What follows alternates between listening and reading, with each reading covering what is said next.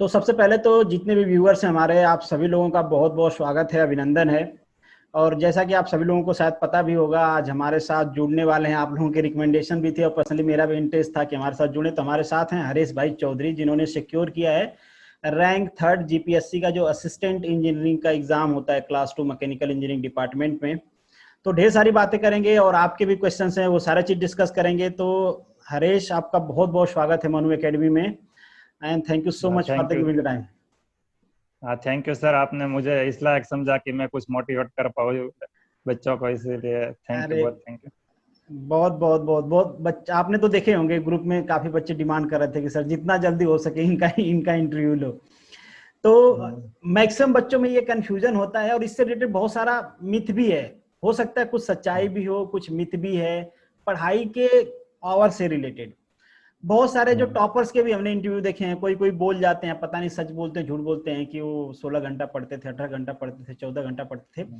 तो बहुत सारे बच्चों में कंफ्यूजन रहता है। तो यहीं से शुरू करते हैं कि आपकी जो प्रिपरेशन स्ट्रेटेजी थी वो कैसी थी, और वो कितना घंटा मैनेज कर पाते थे डेली, आपकी पढ़ाई का शेड्यूल क्या था? हाँ सर, पढ़ाई के जो आवर्स है इसके रिलेटेड तो बात यह है कि आपको जितना कंपेटेबल होता है, कोई कितना करता है आपकी शायद इतना आप ना कर सको। हर बच्चा, हर स्टूडेंट्स के लिए वो अलग अलग रहता है। यदि मैं 6 आवर्स पढ़ पाता हूँ तो कोई ऐसा स्टूडेंट्स होगा जो 8 आवर्स तक अपना पूरा कंसंट्रेशन दे सकेगा। तो ये अलग अलग रहता है। मेरा ये था कि मैं ऐसा कुछ आवर्स कैलकुलेट नहीं करता था, जितना मैं पढ़ सकूं। मेरे दरअसल 3 सेशन रहते थे। सुबह जब मैं उठता था 8 से 12 बजे मैं पढ़ता था जितना पढ़ सकूं एक सब्जेक्ट। उसके बाद मैं 3 बजे तक कुछ ना कुछ ऐसा चलता रहता था, कुछ मोबाइल में देख लिया, कुछ मोटिवेशनल वीडियो, ऐसा कुछ अलग अलग रहता था। बाद में 3 से 6 बजे वो मैं दूसरा सेशन कहता था अपने लिए, उसमें कुछ अलग पढ़ता था, कुछ और सब्जेक्ट रखता था। मोस्ट ऑफ में जब आरटीओ की प्रिपरेशन कर रहा था अभी, तो मैं उसमें एक्ट रखता था 3 से 6 बजे। बाद में रात का मैं सेशन जो काउंट करता था उसमें मैं करता था 8 से 11 या 8 से 12, आप जितना भी कुछ कर सको। कभी मेरा 12 बजे तक होता था, कभी 11, कभी 10 बजे तक होता था। ये सब कुछ फिक्स नहीं रहता था, मतलब वहाँ मैं इंग्लिश या गुजराती पढ़ता था, इसी तरह से मैं अलग अलग रखता था। और अवर्स का मैंने पर्सनली ऐसा कैलकुलेट नहीं किया। मुझे लगा कि जब तक कॉन्सेंट्रेशन सही आ रहा है तब तक पढ़ना है, यदि टूट रहा है तो फिर अवर्स आप वो आपके लिए इतना वर्क नहीं करेगा एग्जाम में। हाँ, ये है, सबकी अपनी तो अपनी ऐसे। कैपेसिटी होती है, सबका हम्म। सबका अपना माइंड का लेवल भी होता है, सबकी अपनी कैपेबिलिटी होती है माइंड ऑब्जॉर्व करने की, सबका अपना प्रिपरेशन लेवल भी होता है। कोई स्कूल के टाइम से, कॉलेज टाइम से अच्छा पढ़ रहा है, कोई नहीं पढ़ा है, बिल्कुल तैयारी नहीं किया है। तो डिपेंड करता है कि टाइमिंग क्या होती है। बट आपका भी अगर हम लोग कैलकुलेट करें तो 4 3 7 to 10 आवर के आसपास हो गया आपका डेली का शेड्यूल, जैसा आपने बताया। हाँ वो सही है सर, पर वो 10 आवर्स में से जो एफिशिएंसी या एफिशिएंट रहते हैं वो 8 आवर्स आप गिन सकते हैं, क्योंकि 2 आवर हाँ कुछ ना कुछ निकल जाते हैं। हाँ, वो डेफिनेटली बीच बीच में थोड़ा सा कुछ और अगर हो बाद गया में तो। एक एक बात ये भी है सर कि मैं मंथ में 4 दिन है वो ऐसे रखता था। जो मैं अपना शेड्यूल यदि बनाता था तो मैं ऐसा सोचता था कि 4 डेज कम से कम वेस्ट हो गए आपके हाँ मंथ में। कुछ ना कुछ हो ही जाता है, कोई मिलने आ जाता है, ऐसा कुछ ना कुछ हो जाता है, कुछ काम आ गया, ऐसा कुछ कोई एग्जाम होती है कभी कभी, तो इसीलिए 4 डे में ऐसा रखता था। यदि उसमें कोई काम नहीं है तो मैं पढ़ता ही था, पर मैं अपना शेड्यूल इसी तरह से रखता था कि कभी यदि 4 डे खराब भी हो गए तो उसकी कोई चिंता नहीं रहती थी। मैं ऐसा अलग से प्रेशर नहीं आता था माइंड हाँ। बट एक चीज यहाँ पे मैं और आपसे जानना चाहूंगा, मैं सोचा था कि इस क्वेश्चन को मैं बाद में पूछूंगा, बट अभी कर लेते हैं। मैक्सिमम क्या होता है कि जब आप सक्सीड करते हो उस समय लोगों को आपको सक्सेस भी दिखती है, आपको ढेर सारे कॉन्ग्रेचुलेशन भी मिलते हैं, पैसे भी कुछ लोग देखने लगते हैं यार कि यहाँ पे ये पैसा है, यहाँ पे वो पैसा है, बहुत सारी चीजें देखते हैं लोग। बट उसके पे। पीछे का जो हार्ड वर्क होता है ना, वो बहुत कम लोग जानते हैं या बहुत कम लोग देखते हैं, मतलब जानना भी नहीं चाहते उसके पीछे का। तो हम आपसे जानना चाहेंगे कि आप कब से प्रिपरेशन कर रहे हो, कितना मेहनत करना पड़ा आपको, और कितना इंतजार के बाद ये सक्सेस मिली? हाँ सर, दरअसल मैंने ऐसा नहीं है कि रातों रात सफलता पा ली या एक ईयर में मैंने प्रिपरेशन की। मेरी जो प्रिपरेशन की है, आप एक तरह से गिनो तो वो एक जर्नी है, 5 साल की पूरी जर्नी है। हम भी इंजीनियरिंग भी 4 साल की होती है, पर मैंने 5 साल लगातार मेहनत की है। वो ऐसा था, मैं शुरू से ये विस्तार में कहना चाहूंगा कि मैंने इंजीनियरिंग की गवर्नमेंट मोड़ासा से की थी मैंने इंजीनियरिंग, अच्छा अच्छा यहाँ अच्छा पे अच्छा। गुजरात टेक्नोलॉजिकल हम्म यूनिवर्सिटी में। तो हम्म वहाँ ऐसा था कि जब मैं बाहर आया तो मेरे एसपी सीपीआई ये तो अच्छे आ रहे थे, 8 के ऊपर थे, हम्म मतलब 7 के ऊपर मोस्ट ऑफ रहते थे। शुरू में 1-2 सेमेस्टर में ठीक थे, इतने अच्छे नहीं थे, पर बाद में मैंने जो किया अपनी लिखने की जो मेथड थी वो बदली, तो उसके बाद सीपीए बहुत सही बैठे थे। पर मैं बाहर निकला तो मुझे कुछ आता ही नहीं था इंजीनियरिंग का, मतलब मुझे अच्छा। ठीक ठाक थोड़ा सा आईसी इंजन का कुछ रहता था, क्योंकि वो हमने देखा होता है इंजन को कुछ हम प्रिडिक्ट कर पाते हैं, तो इसकी वजह से वो थोड़ा सा मुझे पता था। बाकी मुझे कोई प्रोडक्शन मटेरियल साइंस उसमें मेरा जीरो नॉलेज था, मुझे कुछ पता ही नहीं था। पर मैंने एक बात जब लास्ट ईयर में था तब मैंने ये सोचा था कि मुझे गेट की प्रिपरेशन करनी है, तो इसके बाद मैं हैदराबाद चला गया। जैसे ही पूरा हुआ एग्जाम्स, अभी तो रिजल्ट भी नहीं आता, एग्जाम्स खत्म हुए, ऐसा मैं वो शायद मार्च 2015 में मैं चला गया था हैदराबाद। बाद में उससे वहाँ पे प्रिपरेशन की, वहाँ पे फैकल्टीज बहुत अच्छी रहती थी सर, मोस्ट ऑफ डीआरडीओ में से आते थे वो लोग। तो वहाँ पे मैंने 1 साल जम के, 1 साल नहीं, मे बी 9 मंथ थे, मैंने बहुत अच्छी तरह से प्रिपरेशन की। और सर वो प्रिपरेशन में करता था, वो जब मैंने 9 मंथ प्रिपरेशन की ना, वो मैं ऑनेस्टली कहूँ तो वहां से आया उसके बाद 4 साल में बाद में नहीं हुई प्रिपरेशन, क्योंकि वहां पे जो प्रिपरेशन करता था तो एक सोल सेटिस्फेक्शन मिलता था। ऐसा लगता था रात को जब सोने जाता था तो एनर्जी मिलती थी। वरना ज्यादातर क्या होता है कि वहां पे इतना हेक्टिक शेड्यूल होता था और आप थक जाते, पर वहां पे इतना मुझे बहुत खुशी होती थी, कुछ नया सीखने को मिला, इसी तरह से वो एनर्जी में कन्वर्ट हो जाता था। तो शाम को मैं बहुत रिलैक्स होके, मतलब बहुत खुश होकर सो पाता था। तो उसके बाद मैं वापस आ गया, तो मैंने पहली बार गेट दिया तो कुछ नहीं आता था और मेरे 40 मार्क्स आए।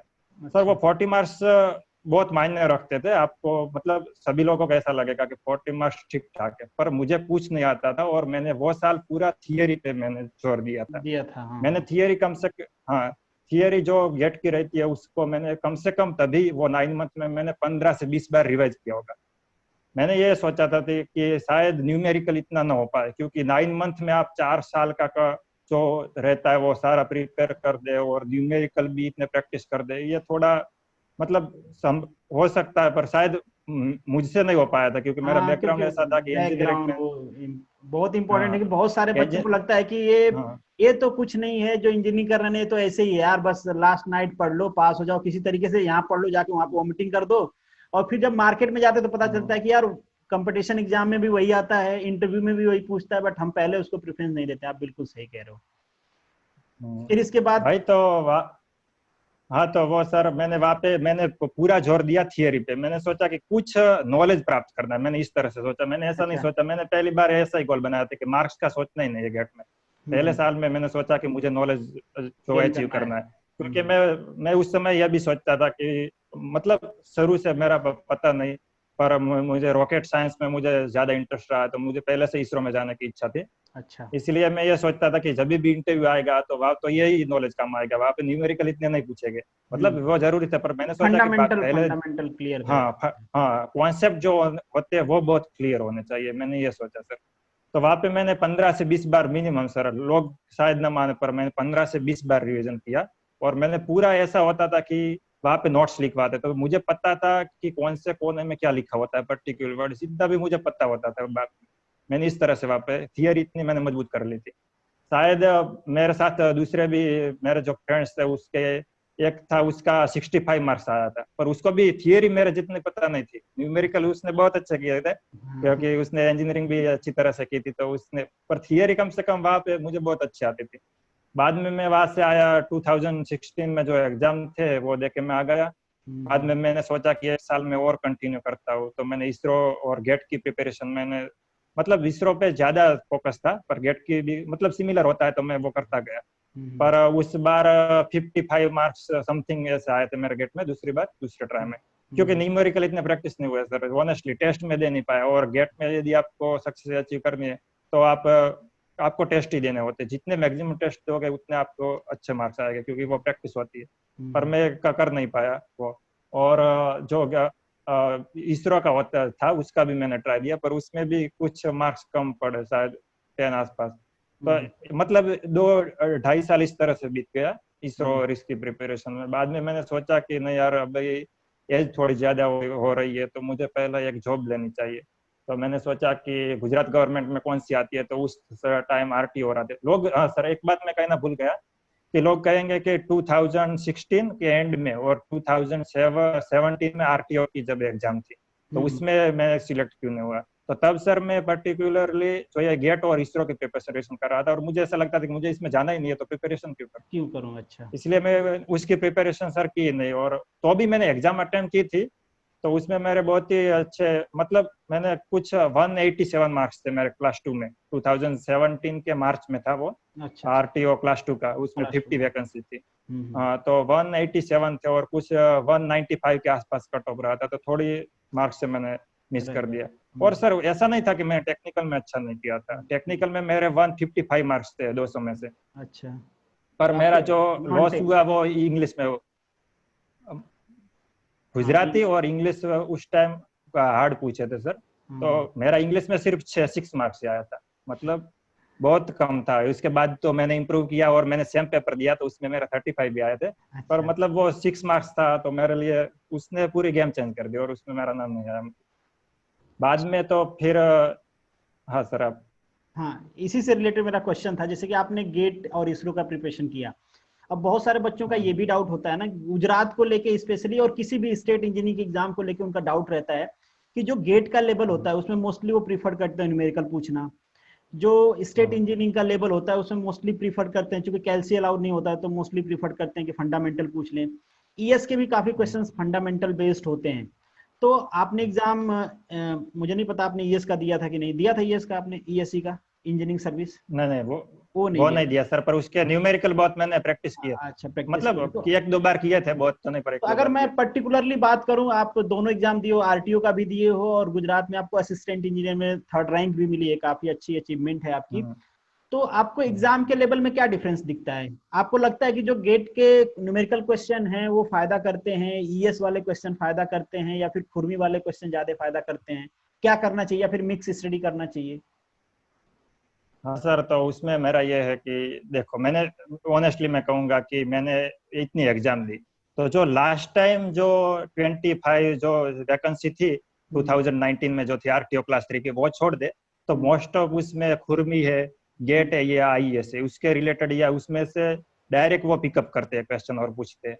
पर जो लास्ट टाइम ये जो 25 वैकेंसी थी 2019 में, तो उसमें न खुरमी में से था, न गेट में से था, न आईएएस और आर के जन में किसी में भी से नहीं था वो। इन लोगों ने पूरा क्लास थ्री, अलग ही क्लास थ्री, पूछा था। क्लास थ्री की बात कर रहे हो आप? हाँ, हाँ क्लास 3 की बात कर रहा हूँ, जो 25 अभी उसका रिजल्ट नहीं आया है, उसमें मेरा नाम था, डॉक्यूमेंट वेरिफिकेशन दिया है, मतलब अच्छा। उसमें मेरे समथिंग 175 मार्क्स थे, मगर मतलब एक चीज अच्छा भी मैं लोगों बताओ, ने। मैंने जो पेपर एनालिसिस किया है, जो क्लास 2019 वाला पेपर था ना, इन्होंने काफी क्वेश्चन, इसके पीछे वाला जो क्लास 2 का पेपर था उसमें से, हाँ, ऑटोमोबाइल का जो पेपर है, मैकेनिकल वाला पेपर उठा के इन्होंने दिया। कुछ मैंने आईसी इंजन के क्वेश्चन मैच किए थे, सेम टू सेम क्वेश्चन, बिना ऑप्शन चेंज किए, बिना कुछ चेंज किए।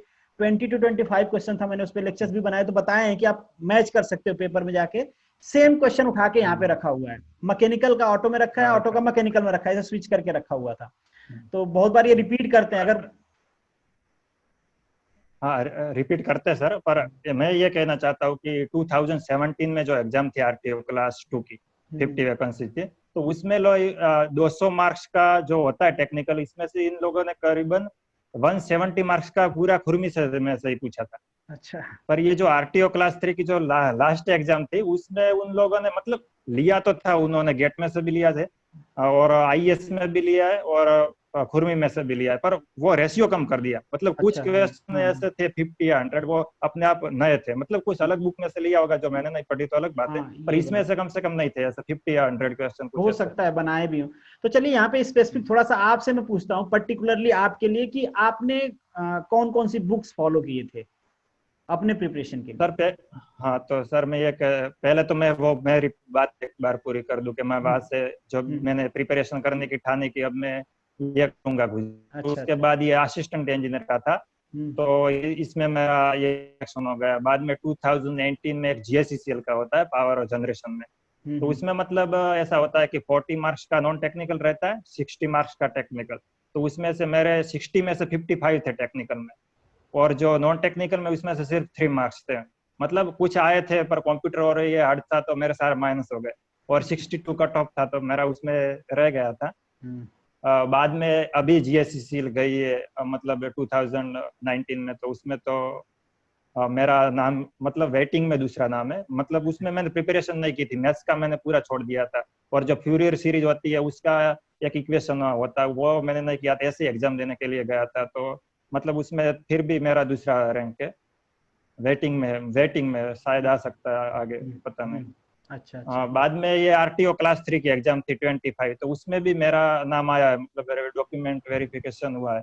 मतलब बाद में मैंने जब ऐसा तय किया कि मुझे गुजरात गवर्नमेंट की करनी है प्रिपरेशन, तो सब में मेरा आया ही है सिलेक्शन। नाम, मतलब अच्छा मोस्ट ऑफ सिलेक्शन। पहले दूसरे स्टेज। हाँ शायद कुछ में लास्ट में ना आया हो, पर जो मैंने बुक फॉलो की ये था सर कि जब मैं हैदराबाद से आया तो मैंने एक बार तय किया था कि नया ना हो तो कुछ नहीं, पर कम से कम जो ये मैंने गेन किया ये नहीं भूलना है सर, ये मैंने पहले तय किया था। हम्म। और तो उसका मैंने सर एक रिवीजन स्ट्रेटेजी प्रॉपर फॉलो की कि जब मैं वहां था तो ऐसा करता था कि जब क्लास नोट मिलती थी तो उस दिन तो रिवीजन करना है, दूसरे दिन फिर से रिवीजन करना है, फिर 2 दिन के बाद रिवीजन करना है, फिर 10 दिन के बाद रिवीजन करना है, और अच्छा। फिर हर मंथ को रिवीजन करना है। मैंने ऐसी फॉलो की थी स्ट्रेटेजी। तो मतलब वो थियरी कॉन्सेप्ट जो था मुझे ये लगा था क्या जब मैं गुजरात की प्रिपरेशन शुरू की जीपीएससी की, जो खुरमी है आरके जैन है या आईएएस गेट वो तो कोई भी रट लेगा, पर ये जो थोड़ा पोर्शन है वो शायद मुझे अलग कर सकता है कहीं पर भी। तो हम्म। मतलब वो मैं नहीं भूला। और सर लोग बिलीव नहीं करेंगे पर मैंने कम से कम आज तक जो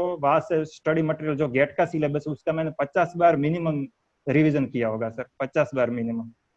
मतलब बहुत मैं सुनता नहीं तो मुझे लोग भी बिलीव नहीं होता। नहीं नहीं हाँ। बिल्कुल भरोसा करेंगे। हम्म। आपको मैं बता दूं कि ये जो कंपटीशन लेवल है ये कंटिन्यूअसली इसीलिए बढ़ रहा है कि मेहनत करने वाले हम्म। बहुत हैं, बट कुछ लोग होते हैं ना जिनको बस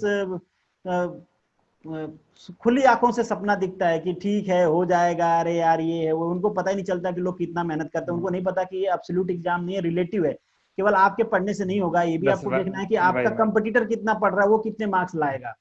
तो हम्म। जैसे आप कह रहे हो कि हाँ। आप रिवाइज करते रहते हो, बहुत सारे मुझे ऐसे मैसेज रिसीव होते हैं कि हम पढ़ते हैं बट भूल जाते हैं, क्या करें। हम्म। तो मैं भी और कहूंगा, और सर जैसे कि आप भी कह रहे हो कि अगर रिवाइज नहीं करोगे तो उसका कोई मतलब ही नहीं है जो भी आपने पढ़ा है। हाँ नहीं, नहीं आप कुछ मतलब बोल रहे थे आप। मतलब सर ये तो करना ही है आपको, मतलब कोई ऐसा बंदा है जो दूसरे ग्रह पर से आया है तो अलग बात है, हाँ। वरना हमको तो ऐसा ही करना पड़ता है कि आज जो पढ़ा है वो कल तो रिवीजन करना ही है, बाद में 3 दिन के बाद करना है, फिर 10 दिन के, फिर हर मंथ को करना है, तो ही याद रहेगा। हाँ वरना कुछ कुछ चीजें होगी वो छूट जाएगी, वो तो कुछ आप चीजें भूल ही हाँ जाओगे। भूल जाएंगी, मतलब फिर आपको हाँ। बाद में ज्यादा मेहनत करनी पड़ेगी, उसी चीज को ऐसा लगेगा कि जैसे हम्म। फ्रेश पढ़ रहे हैं, सब पढ़ा हुआ भूल गए सारी चीजें। हम्म। तो मतलब आप वही। कह रहे हो कि रिवीजन स्ट्रेटेजी तो सबको फॉलो करनी ही चाहिए।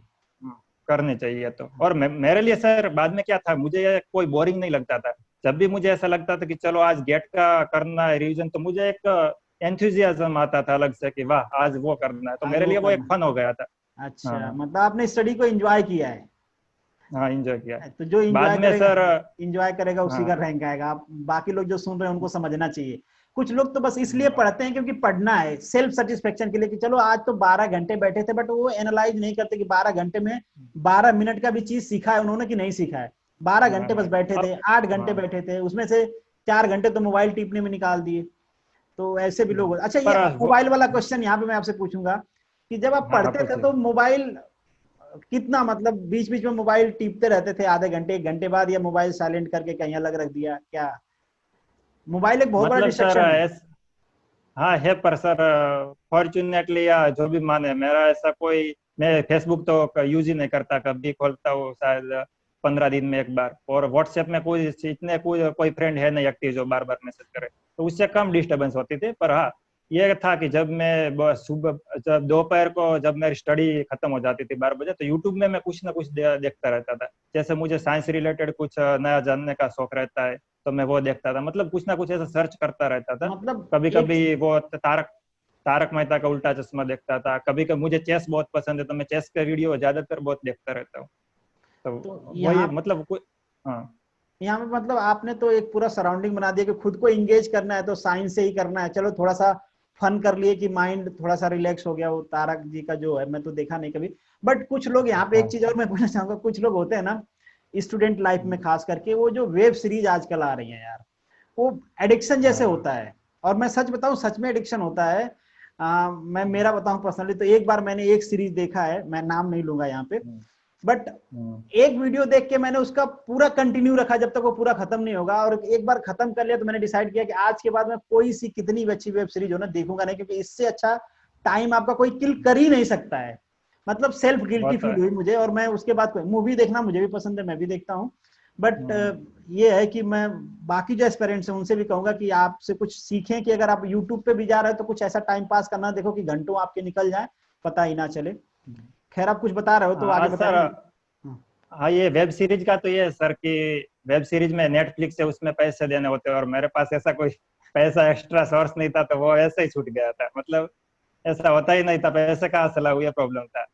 पर अच्छा। मैंने इंजीनियरिंग में बहुत सारे मूवी देखी, जो मुझे एवेंजर का जो है वो बहुत अच्छा लगता है, क्योंकि इसमें टेक्नोलॉजी की बहुत अच्छी तरह से दिखाई है। मुझे ऐसे मतलब जो टेक्नोलॉजी के रिलेटेड जो मूवी होते हैं वो बहुत अच्छे लगते हैं। अभी बढ़ते हैं, एक और क्वेश्चन है, बहुत सारे लोग ऐसा सोचते हैं हम्म, पर्सनली, हम्म, कि जब आप एग्जाम में बैठते हो कुछ क्वेश्चन में आपको ऐसा होता है कि डाउट होता है कि यार इसको करूं कि ना करूं, थोड़ा भूल रहा है, हो सकता है फंडामेंटल गलत है, तो कुछ लोग माता जी का नाम लेके मार देते हैं, कुछ लोगों को ऐसा लगता है यार कि ठीक ही है, ऐसा ही कुछ होगा। तो जो डाउट वाले क्वेश्चन होते हैं उनको अटेम्प्ट करना चाहिए आपके हिसाब से कि नहीं करना चाहिए? सर उसमें एक ही आंसर आपको ई जो होता है वही पर राउंड करना चाहिए, क्योंकि वो आपने ऐसा किया तो आपका सिलेक्शन नहीं है।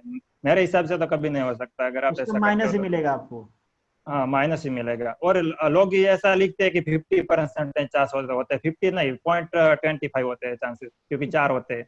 हाँ तो हाँ। मतलब बहुत कम चांस है। और ऐसे मतलब आप ये एज ए इंजीनियर अगर आप प्रोबेबिलिटी थियरी अप्लाई करेंगे तो भी आपको लगेगा कि लॉस ही है, लॉस ही है मतलब अभी, कुछ वन फायदा नहीं बाई है वन बाई हाँ, थ्री में तो बिल्कुल लॉस होता है। अगर 0.25 है ना, तो उसके हिसाब से हाँ, चलो कि 100 क्वेश्चन में आपने ई हाँ, कर दिया तो 25 सही हो गए, 75 गलत हो गए, तो वहां पे आपका जीरो आ जाएगा, क्योंकि 25 हाँ, माइनस हो गए वहां से। बट 1/3 में तो हंड्रेड हम्म, परसेंट आपको नेगेटिव मिलेगा, क्योंकि वहां पे हाँ। तो और वो 0.25 जो होते हैं माइनस, उसमें भी लग चाहिए यदि एक दो हाँ मार्क्स भी जाए, वरना उसमें भी माइनस ही होते हैं सर। माइनस ही हाँ, होते हैं, हाँ, वो भी किस्मत माइनस ही इतनी होते अच्छी हैं। नहीं होती है। अब ये दूसरा हम्म, क्वेश्चन है मेरा, आपने जैसे कि कोट भी किया कि आपके इंग्लिश और गुजराती अच्छी नहीं थी, तो इसके नहीं लिए सर, गुजराती बहुत अच्छे थे। एक अच्छा। मिनट सर, मैं जब मैंने 2016 में आरटीओ क्लास 3 की दी, तो मुझे मेरे 50 में से 48 मार्क्स थे उस अच्छा, वक्त, उस टाइम। मतलब हाँ, काफी। और मैंने सर प्रिपरेशन की नहीं थी, सिर्फ 2 दिन मैंने देखा था तब अच्छा। गुजराती। मतलब वो जो छंद होते हैं और जो ग्रामर का एक पार्ट रहता है, अलंकार, वही मैंने देखे थे, क्योंकि इसमें रूल्स होते हैं। तो वो बहुत 10th में से ऐसा हो गया था। तो गुजराती तो बहुत अच्छी थी, इंग्लिश अच्छी नहीं थी सर। और इंजीनियरिंग मेरी अच्छी नहीं रही, इसकी वजह भी एक मैं बहुत बड़ी वजह इंग्लिश को मानता हूँ, क्योंकि गुजराती में ऐसे किया था, इंग्लिश में सर कुछ समझ भी नहीं आ रहा था। मतलब एक मैं बात बताना चाहूंगा कि आईसी इंजन का जो लेक्चर चल रहा था, तो उसमें पोर्ट होते हैं, जो 2 स्ट्रोक डीजल इंजन होता है उसमें। तो मैं उसको पोर्ट ऐसे समझ रहा था, और घड़ा होता है, और आप घड़े को पोर्ट कहते हैं ना, तो मैं ऐसा समझ रहा था। मतलब इतनी वीक थी मेरी इंग्लिश। अच्छा, हाँ, बहुत होता है, हाँ, प्रॉब्लम है गुजरात में स्पेशली है, बच्चे इंजीनियरिंग कर लेते हैं। मुझे बहुत सारे मैसेज आते हैं गुजराती में, फिर मैं या तो उसको ट्रांसलेट करता हूँ या तो कहता हूँ कि मुझे नहीं आती है, तो आप मुझे हिंदी में भेजें तो समझ पाऊंगा। ये प्रॉब्लम है, लैंग्वेज का बैरियर है, और सरकार भी इसको रिमूव करने की कोशिश कर रही है, बट बहुत सारे पॉलिटिकल वो चीजें। मगर गुजराती के लिए आपने बुक नहीं बताया, कौन सी बुक फॉलो किया था आपने? पर सर एक बात है। हाँ, बुक तो सर मैंने पहले तो जो गेट का स्टडी मटेरियल रहता है वो किया था, वो एक ही रहता है, क्योंकि उसमें स्पेसिफिक पॉइंट होते हैं सिलेबस में गेट नहीं, के। गुजराती का तो मैं वो पूछ रहा मैंने हूँ, सारा गुजरात। गुजराती में अक्षर पब्लिकेशन किया था सर मैंने। अच्छा, अक्षर किया था। और इंग्लिश के लिए? हाँ, इंग्लिश के लिए भी अक्षर पब्लिकेशन ही सर किया है। अभी मतलब अभी आरटीओ के लिए कर रहा था, बाद में तो पहले तो कम मार्क्स आए थे। पर अभी मेरा बहुत अच्छा है इंग्लिश, मतलब मैं कह सकता हूँ। मतलब आप अपनी जो वीकनेस है उस पर काम कीजिए, क्योंकि बहुत सारे लोग क्या करते हैं कि एक एग्जाम दे दी, उसमें कम मार्क्स आए, तो जैसे प्रिपरेशन करते थे ऐसे ही कंटिन्यू करते आगे भी। करते ऐसा नहीं जा होता है। आप रहे हैं। एनालाइज कीजिए कि पिछली बार क्यों कम आए, और जो वीक पॉइंट था उस पर काम कीजिए पहले। बाद में आप वो वही रास्ता हाँ, दूसरी ये बार फॉलो ह्यूमन कीजिए। वीक मेंटेलिटी पॉइंट भी पे है काम कि करना बहुत जरूरी ये ह्यूमन है। मेंटेलिटी भी होती है कि जहाँ पे माइंड पे लोड आता है ना, वहां से माइंड कटना शुरू करता हम्म, है कि अरे यार ये सब्जेक्ट टफ है, पढ़ा नहीं जाता मुझसे, तो छोड़ देते हैं लोग। तो आपने क्या सिलेबस हम्म। पूरा कंप्लीट करके गए थे, कि आपने भी कुछ भगवान भरोसे छोड़ा था कि चलो ये छोड़ देता हूँ, क्या मालूम इससे आए ना आए? नहीं सर, मैंने सिंगल टॉपिक नहीं छोड़ा था। इस पर्टिकुलर इस असिस्टेंट इंजीनियर के एग्जाम में तो मैंने कुछ नहीं छोड़ा, सब किया था। अच्छा। और मैंने तो न्यूमेरिकल भी प्रैक्टिस किया था, क्योंकि मुझे आते थे तो मुझे लगता था, तो मैंने न्यूमेरिकल भी बहुत सारे अटेम्प्ट किए थे। तो कुछ कुछ पूछे थे वो मुझे आए थे बहुत अच्छी तरह से। चलिए, अब थोड़ा सा आपके मतलब वो इजी पूछते हैं कुछ। हम्म, हाँ, बोलिए बोलिए। मतलब वो न्यूमेरिकल इतना इजी पूछते हैं, और कुछ ऐसे होते हैं जिसमें कैलकुलेटर का यूज करना पड़ता है, तो उसको सिंपली आपको लीव ही करना पड़ेगा। मतलब हाँ। और सर मैं ये बताना चाहूंगा, कुछ लोग ये भी पूछ रहे थे मतलब मुझे पर्सनली मैसेज किया था कि आप कैसे जब एग्जाम देते तब आप पेपर कैसे मतलब थ्रू आउट जाते, पहले से लास्ट तक कैसे अटेम्प्ट करते। तो मेरा सर ये रहता था कि पहले मैं जितना आता है उतना कर देता था, और न्यूमेरिकल बीच में आता तो वो मैं छोड़ देता था और उसमें टिक कर देता था कि ये मैंने नहीं किया है। तो पहले बार एक बार थियरी पोर्शन हो जाता था पूरा, बाद में मैं न्यूमेरिकल पे आता था, उसमें से जितने हो रहा है अच्छी तरह से आसानी से वो करता था, बाद में तीसरा राउंड में देता था, उसमें यदि कुछ हो रहा है नहीं हो रहा है उसमें ये करना था इसी तरह से। मतलब आपकी ऐसे करोगे तो आपको जो आता है वो नहीं छूटेगा। वो नहीं छूटेगा, और आपका फंडामेंटल काफी अच्छा था, आपको टाइम भी कम लगता था, थियरी अटेम्प्ट करने में कम लगा होगा मेरे हिसाब से। हाँ वही वही सर। आपके अब इंटरव्यू पे और बढ़ते, हाँ हाँ बोलिए। सर, इंटरव्यू का मैं जरूर कहूंगा, पर एक दूसरा क्वेश्चन लोग पूछ रहे थे मुझे पर्सनली, तो उसका जवाब देना शायद बहुत हम्म, लोगों का हो कि हम्म, आप मतलब खुरमी पढ़ते हैं तो उसका एमसीक्यू में कैसे आप उसका रिवीजन करते हैं, या उसको पहली बार कैसे किस तरह से पढ़ते हैं। तो सर हम्म, पहली बार मैं सिंपली लेके बैठता हूँ और मैं पहले देखता हूँ, पहला क्वेश्चन देखता हूँ, 4 ऑप्शन है, तो मैं मेरे अपनी मर्जी, मुझे आता है कि नहीं मुझे आता है, मैं देखता हूँ, सही हो रहा है तो वो आगे चलना है।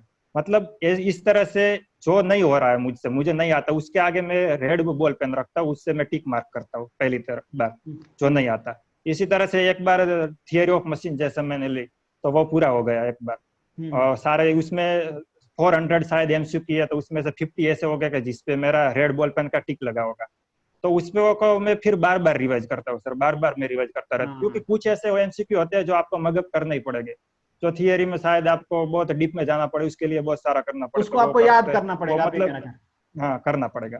तो और लास्ट टाइम में सर मैं वो उस एमसीक्यू के लिए क्या करता था कि उसमें से भी जो नहीं आते उसके साथ एक और पॉइंट करना है रेड बॉल पेन से। मतलब बाद में सिर्फ मेरे 5 से 6 एमसीक्यू ऐसे रह जाते थे पूरे चैप्टर में से। तो इस तरह से मैं करता था, कोई भी आईएएस हो, गेट हो या खुरमी कुछ भी हो, मैं इस तरह से करता था। हाँ, आप लोगों को पता चल रहा होगा, जो लोग बहुत ही रैंडम पढ़ाई करते हैं कि चलो ठीक है पढ़ लिया, कभी कोई बुक उठा लिया, कभी कोई बुक उठा लिया, कुछ भी किया, कुछ लिखा, मन किया नहीं लिखा, उनको पता चल रहा होगा कि मतलब भाई आप इस स्ट्रेटेजी के साथ पढ़ाई नहीं करोगे तो नहीं कुछ होने वाला। अब आपके इंटरव्यू की तरफ बढ़ते हैं, बहुत सारे लोगों का सवाल है।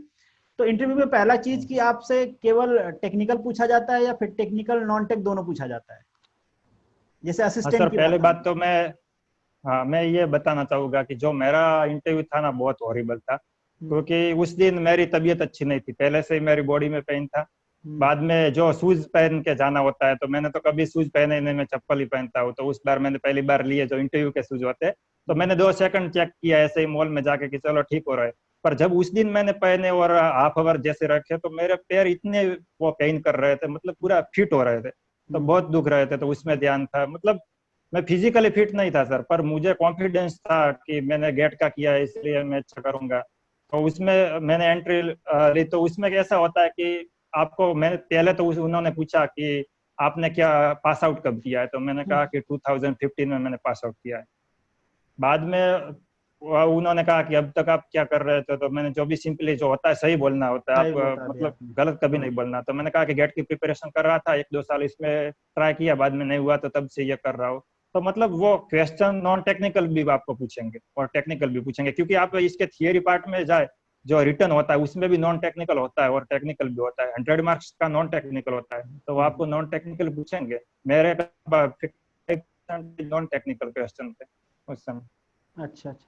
और अगर आपको कोई टेक्निकल क्वेश्चंस याद आ रहा हो जो मतलब आपको बहुत अच्छे से आता था या फिर नहीं आता था, तो आपने कैसे, जैसे कई बार होता है कि नहीं आता है तो भी उसमें कई सारे कैंडिडेट उसको घुमाने की कोशिश करते हैं कि ये ऐसे उसी हाँ चक्कर में हाँ गलत भी सर। बता देते हैं। तो हाँ आपने क्या सर। किया, कोई ऐसा क्वेश्चन पूछा जो नहीं आया तो उसको घुमाया आपने, या फिर सिंपली कह दिया कि नहीं आता है?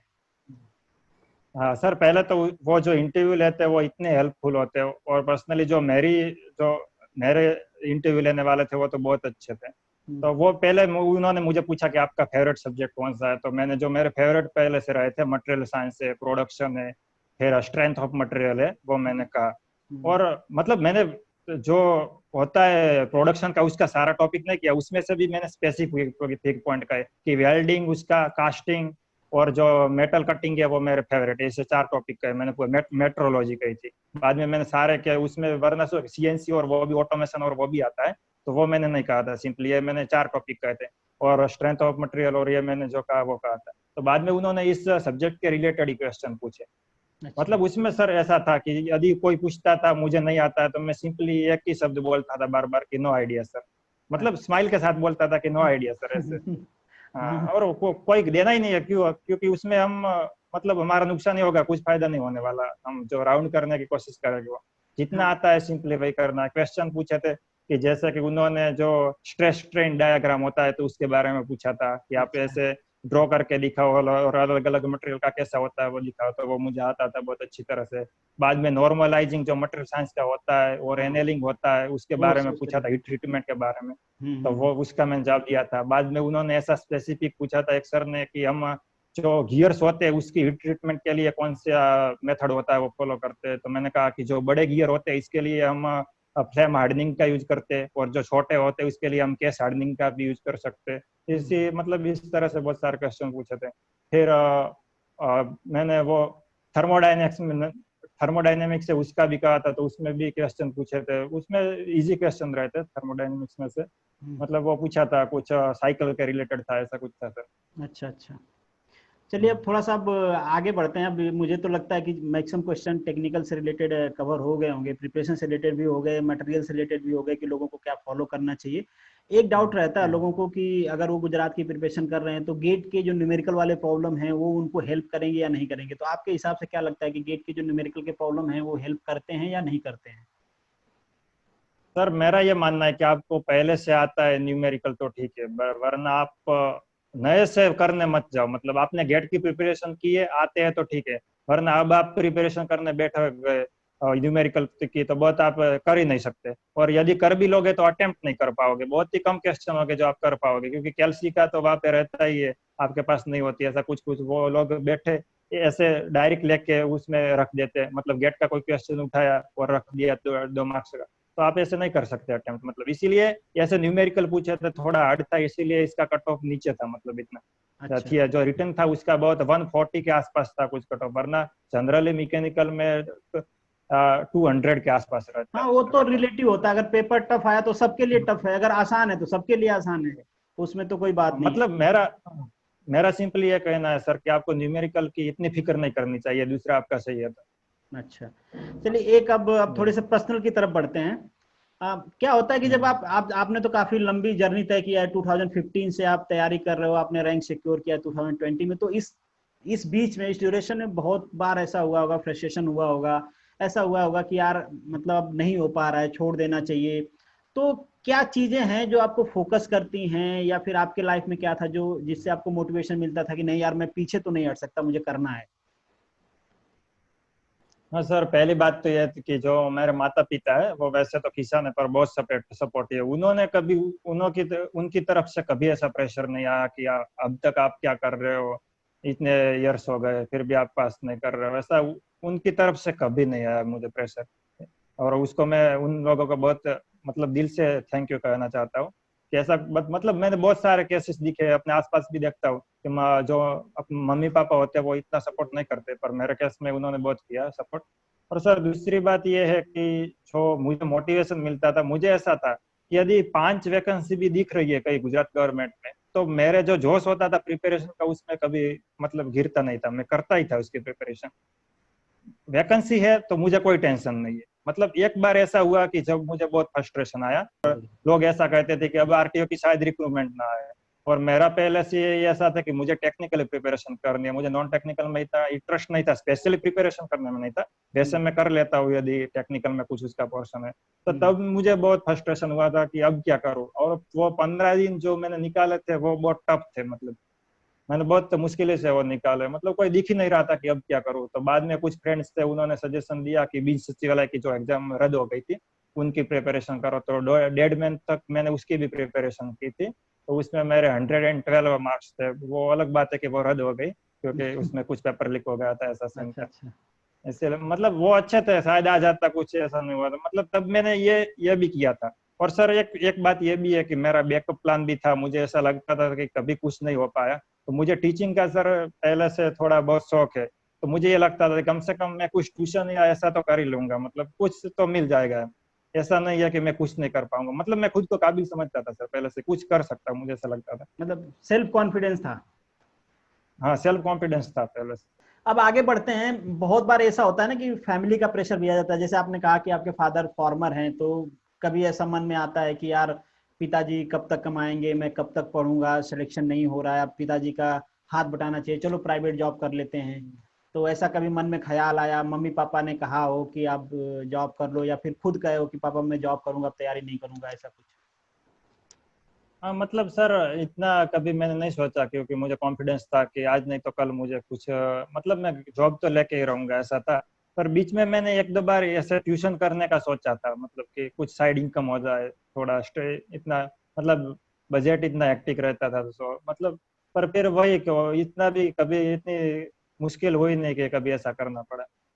एक दो बार सोचा था ट्यूशन करने का, मतलब मैंने कभी गांधीनगर में प्रिपरेशन करता था तो मैंने सोचा कि मैं कुछ गेट के कोचिंग देने का स्टार्ट करूँ, जो मेरा स्ट्रेंथ ऑफ मटेरियल था वो मेरा बहुत ही स्ट्रांग था, तो मैंने उसके बारे में भी सोचा था। एक मैंने सेटिंग भी किया था कि यार मैं जाऊंगा, पर बाद में फिर मैंने कहा कि नहीं यार, पूरी इसमें जाऊंगा तो शायद कुछ डिस्ट्रक्शन हो, इसकी वजह से मुझे ट्रस्ट है तो जब तक रिक्रूटमेंट है तब तक मैं नहीं रुकूंगा, तब तक तो मैं जान लगाऊंगा ही।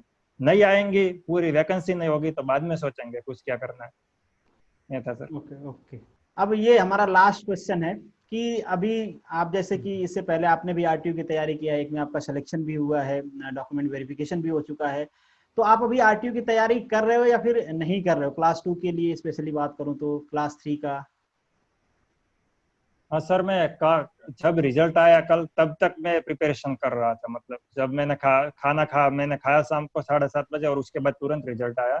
तो जब मैं खाना खाया उसके हाफ आवर पहले मैं पढ़ ही रहा था, और मैं तब एक्ट कर रहा था, मतलब आइए जो रूल्स होते हैं, आप अपना रेगुलेशन है वो कर रहा था, उसमें ड्राइविंग रेगुलेशन वो उसका रिवीजन कर रहा था। कम से कम ये रिवीजन सर आपने, मतलब ये मैं अपनी तरफ से कहना चाहूंगा कि ऐसा कुछ नहीं है कि सर ने जो ये लेक्चर दे दिए, मैं मुझे पहले ऐसा लगता था कि ये सिलेबस ना ऐड हुआ, क्योंकि ये पहली बार हुआ था एक्ट और रूल्स और ये जो है पूरा ये। बाकी तो पोर्शन? उसका जो, हाँ तो उसका जो लैंग्वेज है वो बहुत हार्ड लगा, मैंने जब ओवरव्यू किया पहली बार देखा कि कैसा ये सब कुछ है, तो मुझे बहुत इसकी लैंग्वेज हार्ड दी लगी। और मैंने एक दो बार ट्राई किया, पर उसमें बहुत सारी ऐसी चीजें थी जो समझ में नहीं आ रही थी। पर बाद में मुझे एक्सीडेंटली जब मैं यूट्यूब ऐसे ऐसे कर रहा था तो मुझे सर का पता चला, मतलब तब उनका लेक्चर नंबर 15 चल रहा था। तब अच्छा। मैंने देखा ये लेक्चर पूरा देखा तो मुझे बहुत अच्छा लगा, तो फिर मैंने पहले से देखना शुरू किया। और तब मैंने फिर डिसाइड किया कि बस मुझे जो 1988 है और ये दोनों रूल्स है जीएमवीआर और सीएमवीआर, उसमें बस सिर्फ इतना ही करना है, मनु सर का है भाई। और मैं भी ये कहूंगा कि आप एक्ट रूल्स और इसमें मनु सर को ब्लाइंडली फॉलो कीजिए, ये इतना आपके लिए बहुत ही इनफ है, इसके आप खुद से इतना कर ही नहीं सकते कभी। और इसके लिए मैं बहुत थैंक्स कहना चाहूंगा आपको भी सर, अरे मोस्ट आपने जो वेलकम, आप लोगों का इनिशिएटिव दिया। प्यार है इसीलिए मैं भी लगा रहता हूँ। बट तो अभी कुछ बच्चे तो ऐसा कहेंगे कि आप एक सीट खराब करोगे आरटीओ की। नहीं सर, मेरा जो मतलब प्रेफरेंस आप है ये ऐसा कमेंट हाँ। बहुत सारे बच्चों का आता है, इससे पहले कई बार बच्चे सेलेक्ट हुए हैं तो उन पे कमेंट आता है कि अब आप तो आरटीओ हमारे लिए छोड़ दो, आप तो सेलेक्ट हो गए, आपके पास एक नौकरी है, एक सीट और पकड़ लोगे आप, ऐसा कहते हैं बच्चे। हाँ सर, मैंने जो स्ट्रगल किया है इसकी वजह से मैं समझता हूँ कि एक सीट का महत्व क्या होता है, तो इसीलिए मैं एक सीट कभी भी वेस्ट नहीं करूंगा। मेरा सबसे पहला यही प्रेफरेंस है कि असिस्टेंट इंजीनियर, मुझे ये आरटीओ से बहुत अच्छा लगता है, वो अपना अपना प्रेफरेंस होता है, अच्छा अच्छा। इसमें कोई ये बात नहीं है कि क्यों मुझको ये अच्छा लगता है। पर मैं इसकी रिटर्न दूंगा, पर मुझे ये हो जाएगा तो फिर बाद में मैं उसका इंटरव्यू होता है वो मैं जाऊंगा ही नहीं, तो वो सीट नहीं नहीं नहीं, वेस्ट नहीं सीट तो होगी। वैसे भी खराब होता है, वेटिंग लिस्ट बना के रखते हैं ना, अगर आप सीट छोड़ दोगे तो नीचे वाले को मिल जाएगी सीट, कैसे अब तो सेलेक्ट भी होते वो हैं तो तो सीट तो वो तो वेटिंग स्लाइड होती है ना। हाँ। तो उसमें कोई प्रॉब्लम, हम तो वही चाहेंगे कि वही। आप एग्जाम दो, इसमें भी रैंक सिक्योर करो। हम्म, एक दो बार हम्म, अगर बहुत सारे लोगों का पैशन होता है वर्दी पहनना, मुझे कई बार ऐसे मैसेज आते हैं कि सर हमें तो कुछ नहीं चाहिए, हमारे पास तो पैसे भी हैं, हमारे पास तो गाड़ी भी है, पापा का बंगला भी है, बिजनेस भी है, हमें तो सर बस वर्दी पहनना है। बहुत बार बच्चों का ऐसा मैसेज आता है कि आप सर एक काम करो ना, ऐसी वीडियो बनाओ जिसमें केवल और केवल ये बताओ कि गुजरात में कौन कौन से डिपार्टमेंट है जहाँ पे वर्दी और स्टार मिलता है। हाँ वो तो है सर, पर मेरे बहुत सारे फ्रेंड है, उसमें से आरटीओ भी है एक, और आईएमवी भी है, दो तीन फ्रेंड, और एआईएमवी भी है, तो मैंने उन लोगों को करीब से देखा है।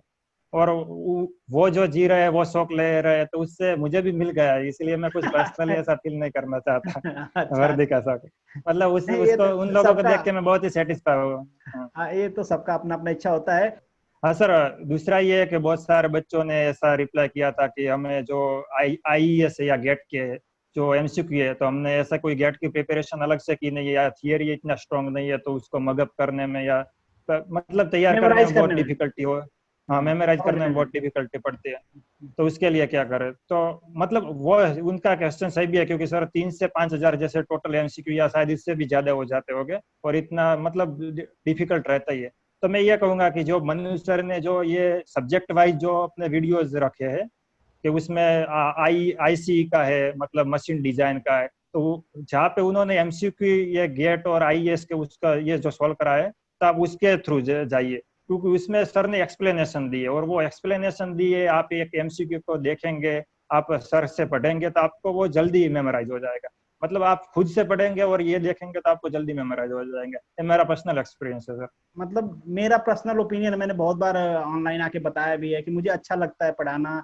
और जब आपकी वजह से कोई सक्सीड करता है, और जब वो आपको इंडोर्स करता है, जैसे आपका मुझे मैसेज आया कि सर मैं सेलेक्ट हो गया, तो मैं ये तो नहीं कह सकता हूँ कि सबसे ज्यादा खुशी मुझे हुई। आपके पेरेंट्स को डेफिनेटली अनकंडीशनल लव होता है पेरेंट का, बट मैं ये जरूर कहूंगा कि उनके बाद मुझे बहुत ज्यादा खुशी हुई कि चलो कोई एक है जो सेलेक्ट हुआ। क्योंकि कोचिंग वाले तो आपने देखे होंगे, बच्चों के पीछे पीछे दौड़ते हैं कि आप कहो कि आप मेरे कोचिंग में पढ़ते थे। बहुत सारे लोगों ने बहुत सारों का नाम छाप देते हैं। तो मुझे ये फील हुआ, जैसे आप दोनों लोगों का मैसेज आया, आपका और उमंग का, कि आपको कोई अगर इंडोर्स करता है तो इससे बड़ा आपके लिए कुछ भी नहीं है। अगर आप सच्चे मन से कर रहे हो, ठीक है, मैं भी मेरे जो खाली टाइम होता है उसमें लेक्चर्स बनाता हूँ, जो बच्चे कहते हैं उस पर बना देता हूँ। तो अगर मुझे कोई इंडोर्स करता है तो उससे बड़ी अचीवमेंट तो मेरे लिए कोई नहीं है। और सर एक मैं और ऐड करना चाहूंगा कि सर की ऑथेंटिसिटी को आपको इसी से समझ जाना चाहिए कि उन्होंने एक लेक्चर बनाया था कि हमें क्लासेस ज्वाइन करनी चाहिए या नहीं आरटीओ की, और यदि वो चाहते तो खुद क्लासेस अपना ऑनलाइन शुरू कर सकते थे इस कोरोना काल में। और वो मतलब कुछ, पर उन्होंने ऐसा नहीं सोचा। मतलब इसी से आपको समझ जाना चाहिए सर की क्वालिटी जो है वो। मैं ये कहना चाहूंगा कि लोग ने ये भी डाउट होगा शायद कि हमें क्लासेस करनी चाहिए। आरटीओ के लिए कम से कम कोई क्लासेस करने की जरूरत नहीं है सर। आपने यदि गेट या ऐसा किया है कुछ तो ठीक है, वरना अलग से करने की कोई जरूरत, और आप जाएंगे तो आपको वो क्वालिटी भी नहीं मिलेगी कहीं पर भी। कम से कम गुजरात में तो आरटीओ का क्लासेस कहीं पर मेरे ख्याल से तो अच्छा नहीं चल रहा। और हाँ, मेरे जितने भी फ्रेंड सिलेक्ट हुए हैं, बहुत सारे हुए जो मेरे टच में, अगली जो एग्जाम गई थी 2017 और 16 की, तो किसी ने भी क्लासेस नहीं किया सर, किसी ने भी नहीं किया। ओके। तो मतलब ये श्योरिटी है कि क्लास करने की जरूरत नहीं। भैया ये भी क्वेश्चन भूल गया था मैं पूछना।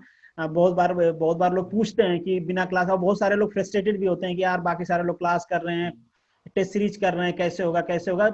सेल्फ स्टडी बहुत ज्यादा इंपॉर्टेंट होती है। अब क्लास कर लो, अगर खुद से नहीं पढ़ोगे तो सिलेक्शन नहीं होने वाला, क्योंकि टीचर तो आपके एग्जाम में बैठेगा नहीं। तो चलिए अब ये लास्ट क्वेश्चन की तरफ बढ़ते हैं। अगर आपकी तरफ से कोई स्पेसिफिक सजेशन है, जो व्यूअर्स हैं या जो एस्पिरेंट्स हैं आरटीओ के या फिर दूसरे एग्जाम के भी, या गुजरात के नहीं स्पेशली, इसमें चैनल में कुछ और जगह के लोग भी हैं, वेस्ट बंगाल के भी हैं, बिहार के भी हैं, उड़ीसा के भी बच्चों का मुझे मैसेज आता है, तो महाराष्ट्र के भी बच्चों का आता है, यूपी के बच्चों का भी आता है, भले कम हो बट हैं, गुजरात के थोड़े ज्यादा हैं। तो अगर आप अपनी तरफ से कोई सजेशन देना चाहो एस्पिरेंट्स को तो जरूर, मोस्ट वेलकम। सर मैं स्पेशल ये कहना चाहता हूँ कि से बहुत कंसिस्टेंस इंपॉर्टेंट। रहिए। हाँ, कंसिस्टेंसी बहुत इंपॉर्टेंट है, आपको रोज करना ही है, मतलब स्टडी करनी है। ऐसा होगा कि कभी दिल नहीं लग रहा है, कभी ऐसा लगता है कि बहुत वर्ष जा रहा है, मेरी लाइफ का कुछ ठिकाना नहीं है, तो आपको उस वक्त भी मेहनत करनी है। मतलब हर रोज कुछ ना कुछ तो आपको पढ़ना ही है। और मोस्ट इम्पोर्टेंट सर, रिवीजन बहुत करना है, कम से जितना हो सके उतना रिवीजन कम है सर। आप मैक्सिमम रिवीजन कीजिए, और लास्ट में कि मनु एकेडमी को ब्लाइंडली फॉलो कीजिए सर। यही यही कहने का। चलिए ठीक है। बहुत बहुत धन्यवाद कि आप इतना मुझे इंडोर्स कर रहे हो। ये मतलब दिल से खुशी हो रही है। मतलब मैं एक्सप्लेन नहीं कर सकता, हो सकता है कि कई सारी चीज होती हैं जिनको हम वर्ड में कन्वर्ट नहीं कर सकते। तो ये मेरी फीलिंग है कि आप लोगों का जो इंडोर्समेंट होता है वो मेरे लिए अचीवमेंट होता है। नेवरदलेस, और मैं भी यही चाहूंगा, और मनु एकेडमी के जितने व्यूअर्स हैं हम सभी के तरफ से आपको फिर से बहुत बहुत कॉन्ग्रेचुलेशन। इंजीनियर्स बहुत बनते हैं, बहुत आए बहुत गए। मेरी पर्सनली आपसे एक रिक्वेस्ट होगी कि चूंकि आप नर्मदा में गए, हो सकता है आपको वाटर डिपार्टमेंट या कोई और डिपार्टमेंट मिले। मैं पर्सनली आपसे कहना चाहूंगा कि अभी भी गुजरात में चूंकि जो पानी है उसमें थोड़े से इम्प्योरिटीज बहुत ज्यादा है और प्रॉब्लम भी बहुत होती है। तो मैं चाहूंगा कि आप, बहुत सारे ऐसे इंजीनियर होंगे जो उस पर काम किए होंगे, बहुत सारे इंजीनियर हैं नर्मदा में, बट आप कुछ यूनिक करके दिखाओ सोसाइटी के लिए। आप कुछ अच्छा करो कि लोगों का जो जीवन हो थोड़ा आसान बने। हमारी उम्मीद है आप लाइफ में और ज्यादा करें, बहुत सक्सेस, बहुत सक्सीड करें आप। आपकी लाइफ जो आप चाहें वो अचीव करें, हमारी तो यही उम्मीदें हैं और हमारी दुआएं भी आपके साथ हैं। और ज्वाइन करने के लिए मनु एकेडमी को बहुत बहुत धन्यवाद, इतना इंडोर्स करने के लिए बहुत बहुत धन्यवाद हरेश। ऑल द हाँ, best, it's good luck for pleasure pleasure for me sir. और आपका भी बहुत बहुत धन्यवाद, आपने मुझे ये मौका दिया लोगों तक बात पहुंचाने का, इसलिए थैंक्स अ लॉट सर।